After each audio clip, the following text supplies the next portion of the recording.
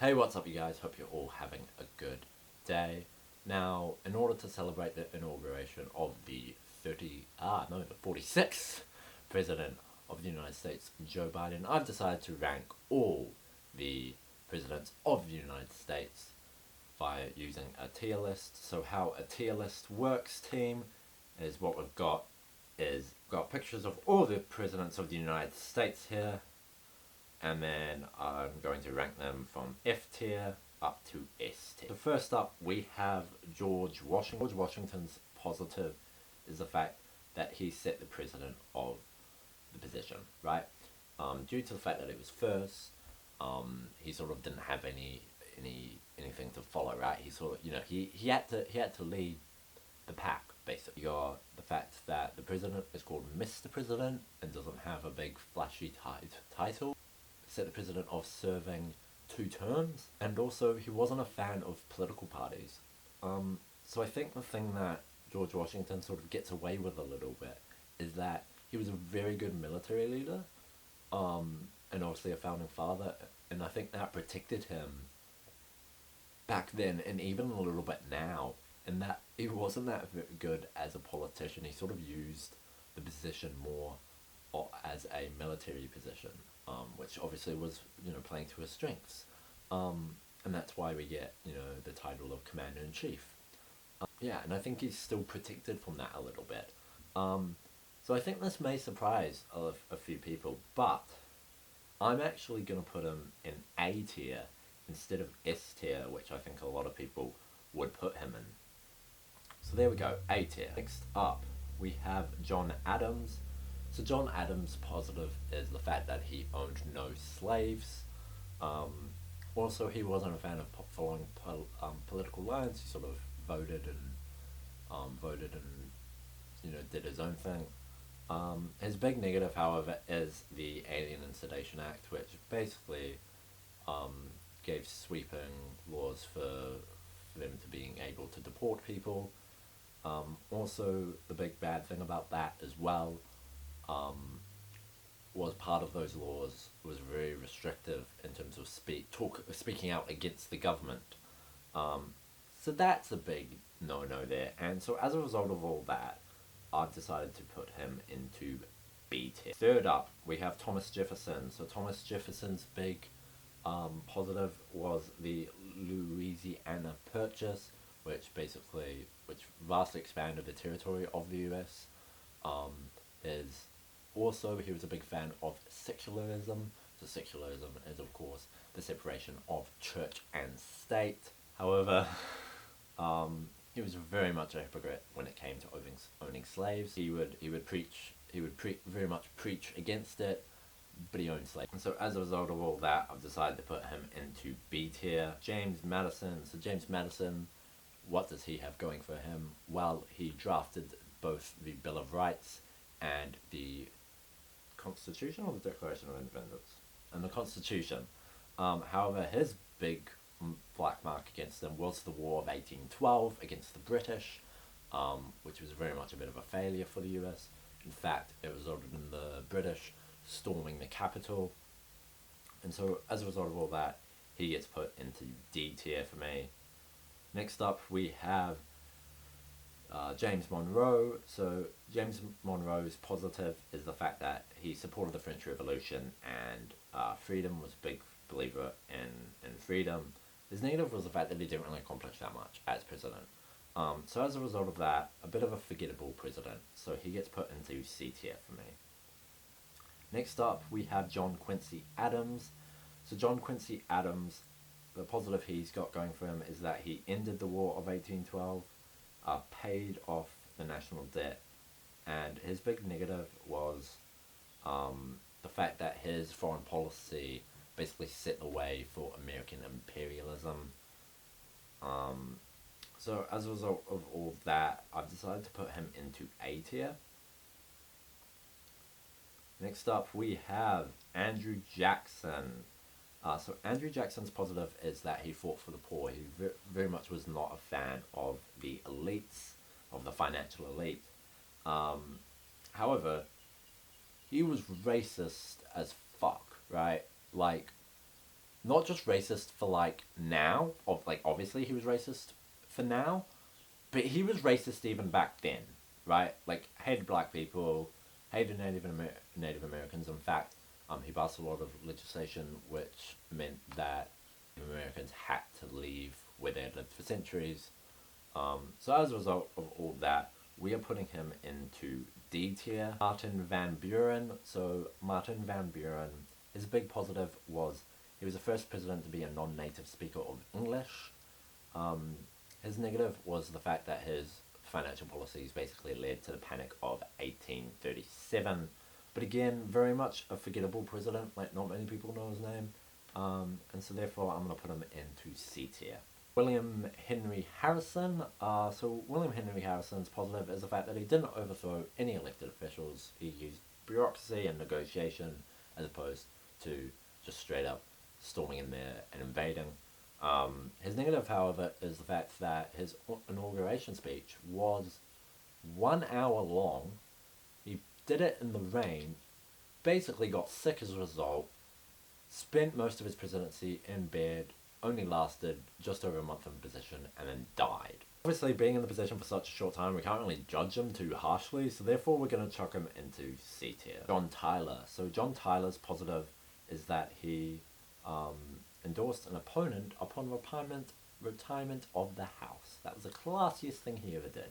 His negative was the fact that he absolutely loved the veto. He wasn't much of a fan of democracy as a whole. In fact, he loved the old veto. So therefore, as a result of that, I've decided to put him into D tier. James K. Polk. So James K. Polk promised to serve one term, and he actually kept his promise. In fact, he was actually quite good at keeping his campaign promises, which is actually quite rare for a politician. So good on him for that. His negative, however, is that he stole Mexican land, and that resulted in a war with Mexico. Again, though, very much a forgettable president, so we're going to chuck him into C tier. Zachary Taylor is who we've got next. So his positive is he didn't push for that expansion of slavery. His negative, however, is he didn't really do much in his presidency. So therefore, he gets put into C tier. Millard Fillmore. So Millard Fillmore's positive is the fact that he was very much a rags to riches story. He grew up in a log cabin, ended up becoming the president of the US. His negative, however, is he signed the Fugitive Slave Act into law, which basically meant if you found a runaway slave, you were compelled by the law to return said slave back to its owner. So obviously, that's fucked. We're putting him into D tier. Franklin Pierce. So Franklin Pierce was the first president to install central heating in the White House. Yeah, that was the best I could do. His negative was the Kansas-Nebraska Act, which basically kicks the issue of slavery down the aisle for someone else to deal with. So as a result of that, he gets put into D tier, I believe. We have James Buchanan next. So James Buchanan, his positive was he was the first bachelor president. Yep, first unmarried guy in the White House. Good on him.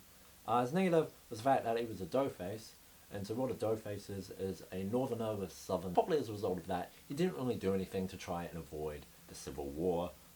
Widely considered one of the worst presidents by historians. I'm gonna have to agree with them. Lincoln, old Abe Lincoln. So Abe Lincoln, as we know, freed the slaves. That was his big shining thing. His negative was the fact that he was actually still a white supremacist, and people actually forget that. In fact, I think he's kind of over-credited for the issue in regards to emancipation, which is very much simplified and doesn't put into fact, the people who were fighting for it being, black people themselves, obviously, and Quakers, actually, as well. So as a result of that, though, we're still putting him into S tier because he kept the country together during the Civil War. So he gets chucked into S tier. Andrew Johnson. So Andrew Johnson loved the Constitution. He was a big fan. His negative, though, however, is he opposed civil rights. So obviously, as a result of that, we chuck him into D tier. Grant. So Grant's positive was the fact that he supported the 15th Amendment, which gave black men the vote. His negative, however, was that A lot of his associates were very much associated with scandal. However, again, a bit of a forgetful president. So therefore, we're going to chuck him into C tier. It should be Hayes' next. So his positive was the fact that he was very much a fan of bureaucracy. In fact, he basically did a lot of things for how the government actually runs. So that's good. However, his negative was the fact that he hated unions. However, again, very much, I would argue, a forgettable president. Not many people really remember him. And so as a result of that, we're going to chuck him into C tier. Garfield. So Garfield, his positive was that he wanted to extend public education to black people, and he appointed black people into positions of power. His negative, however, is that he got assassinated. Chester A. Arthur. So Chester A. Arthur, his positive is that he had no scandals during his presidency. His negative, though, is he didn't really do much. So again, easy C tier. We have Grover Cleveland. So Grover Cleveland, his positive was that he opposed corruption and imperialism. However, his negative oversaw a bad economy, and again, wasn't a fan of unions. So as a result of that, we're going to chuck him into D tier. Benjamin Harrison. So Benjamin Harrison, his positive was he attempted to secure education, funding, and voting protection for black people.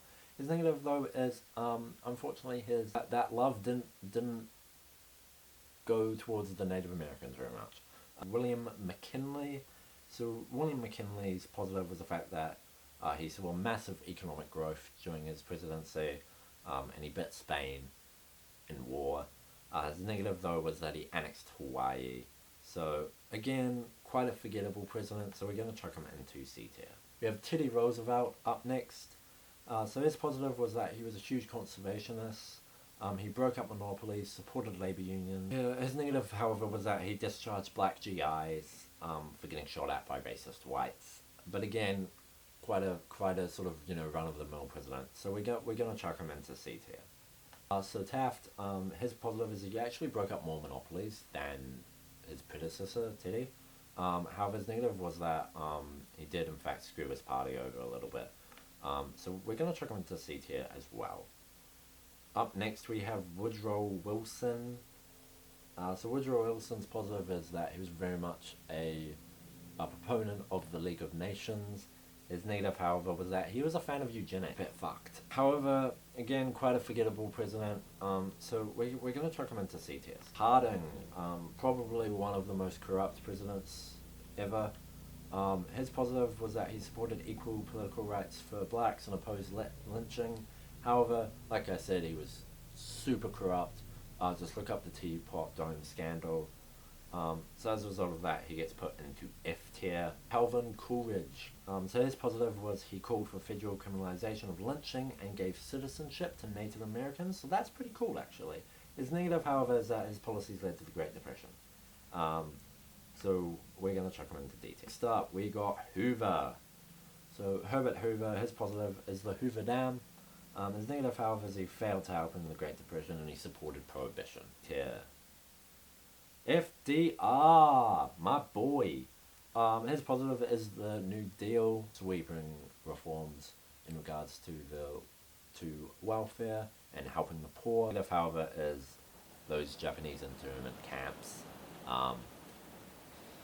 Slightly problematic, but despite that, I'm still gonna put him into S tier. In fact, I would argue that FDR is probably my favorite president of the United States, mainly because I think he did the most good. Harry Truman. So Truman, he integrated the military and government agencies. His negative, however, is he started the Korean War. He's C tier though because he's a pretty forgettable president. Eisenhower. So Eisenhower's positive is the fact that he started NASA. His negative, however, is he wanted to nuke the moon and wanted to nuke North Korea to solve the Korean War. However, despite that, again, I would say easily forgettable, so we're going to chuck him into C tier. Next up, we have old JFK. So JFK, his positive was he signed the Test Ban Treaty. He also dealt with the Cuban Missile Crisis. His negative is he failed to get out of Vietnam and also of course the Bay of Pigs. As a result of all that, we are going to put him into B tier. LBJ's big positive was the fact that he signed the Civil Rights Act into law. His negative, however, is Vietnam. So LBJ gets a B tier as well. Nixon's positive was the creation of the Environmental Protection Agency. However, his negative was Watergate, of course, and to be honest, an even darker mark, I would argue, is the complete failure that is the war on drugs, which I've talked about before. So as a result of that, he gets put into F tier for me. Gerald Ford, his positive was that he was played by Chevy Chase on CNL. His negative was his support for the invasion of East Timor. As a result of that, we're going to chuck him into D tier. Carter. So Jimmy Carter's positive was that he built the Department of Energy and the Department of Education. His negative was the Iran hostage crisis and the energy crisis. However, again, I would argue quite a forgettable president overall, and so therefore we're going to chuck him into C tier. Ronald Reagan. So Ronald Reagan's positive was that he actually raised taxes like 14 times. However, despite that, his negative is the fact that he widened the wage inequality due to other policies and his support of trickle-down economics and the Iran-Contra affair. So Reagan, we're going to put him into D tier. George H.W. Bush.